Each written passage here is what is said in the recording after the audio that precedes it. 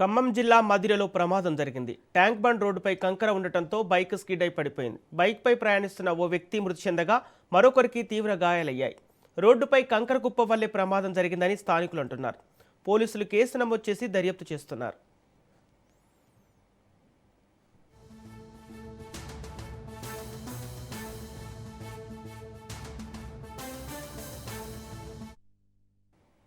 ఖమ్మం జిల్లా మదిరలో ప్రమాదం జరిగింది. ట్యాంక్ బండ్ రోడ్డుపై కంకర ఉండటంతో బైక్ స్కిడ్ అయి పడిపోయింది. బైక్పై ప్రయాణిస్తున్న ఓ వ్యక్తి మృతి చెందగా మరొకరికి తీవ్ర గాయాలయ్యాయి. రోడ్డుపై కంకర కుప్ప పల్లె ప్రమాదం జరిగిందని స్థానికులు అంటున్నారు. పోలీసులు కేసు నమోదు చేసి దర్యాప్తు చేస్తున్నారు.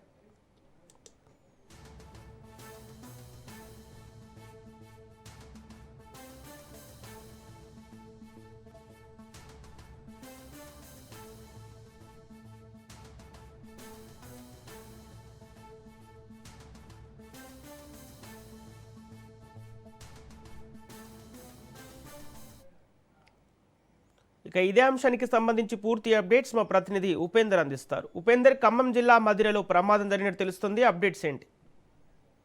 ఇక ఏదైతే ఖమ్మం జిల్లా మదిర మండలం అంబర్పేట గ్రామానికి చెందినటువంటి ఉపేందర్ మన స్నేహితుడు గోపి మదిర వచ్చి తిరిగి వెళ్తున్న సమయంలో అక్కడ ఏదైతే ట్యాంక్ బండ్ రోడ్ పై కూడా కంకర కుప్పతో పోసినటువంటి అంటే పెద్ద కుప్పను గమనించకపోవడంతో పెద్ద ప్రమాదం అయితే జరిగింది. ఆ ప్రమాదవశాత్తు ఆ కంకర కుప్పపై కూడా బైక్ వెళ్లడంతో ఒక్కసారిగా వాళ్ళు అయితే జారిపడ్డారు. ఏమంటే అటు ఏదైతే బైక్ పై ఉన్నటువంటి ఉపేందర్ తలకు బలమైన గాయం తగలడంతో అక్కడే దుర్మరణం చెందిన పరిస్థితి ప్రధానంగా కనిపిస్తుంది. ఇక మరో వ్యక్తి గోపికి కూడా తీవ్ర గాయాలు కావడంతో ఇప్పుడు వారందరినీ కూడా ప్రభుత్వ ఆసుపత్రికి అయితే తరలించారు. ప్రస్తుతం చికిత్స జరుగుతుంది.